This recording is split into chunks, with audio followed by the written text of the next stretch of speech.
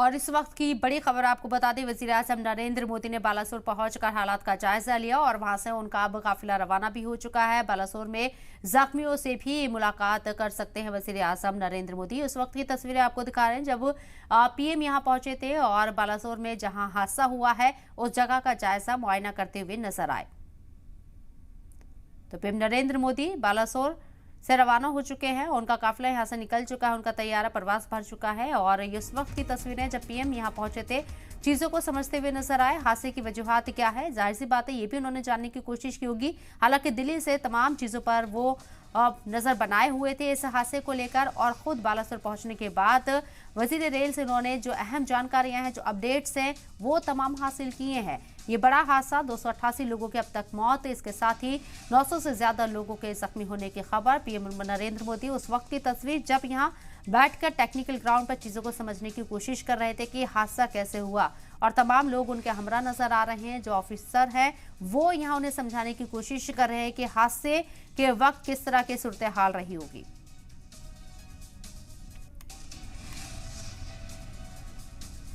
और इस पूरे हादसे पर सियासी लीडरान के बयान भी आना शुरू हो गए हैं। मरे हुए लोगों के आत्मा को भगवान शांति दे और इसकी जांच होनी चाहिए। पूरा लापरवाही हो रहा है देश में, नरेंद्र मोदी के राज में कोई ध्यान नहीं। हमारे बहुत बड़ी चिंता है सेफ्टी का, और ये पहली बार इतनी बड़ी संख्या में ये घटना घटी है।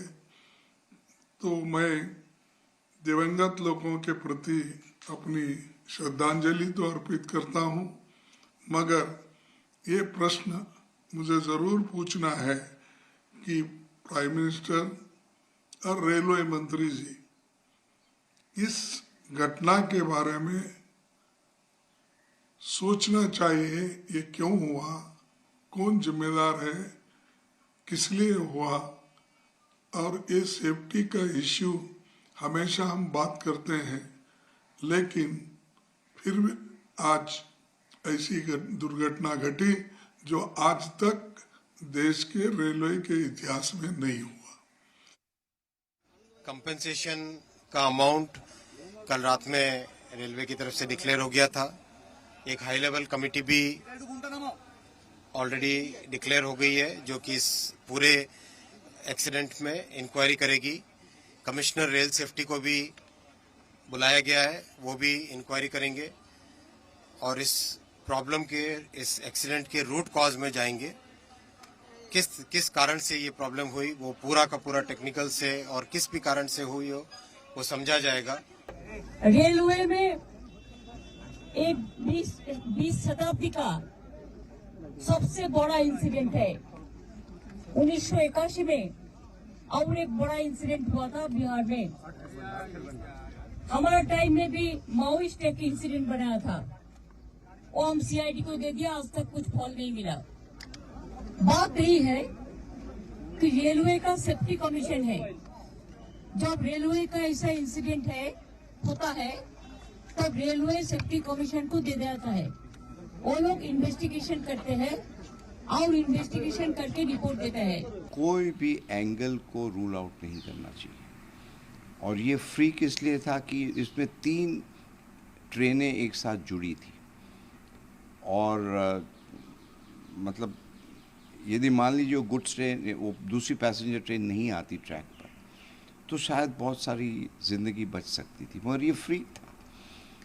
मगर असली बात क्या है, क्यों हुआ, कैसे हुआ, वो तो इंक्वायरी कमीशन ही कह सकता है। अभी हमारी प्रायोरिटी यही है कि जितने भी इंजर्ड है, जितने भी अस्पताल में हैं, सबको अच्छी चिकित्सा मिले और मैं समझता हूँ अच्छी चिकित्सा मिल ही रही होगी और जितने भी ज़्यादा से ज़्यादा जीवन बचा सके वो बचाए।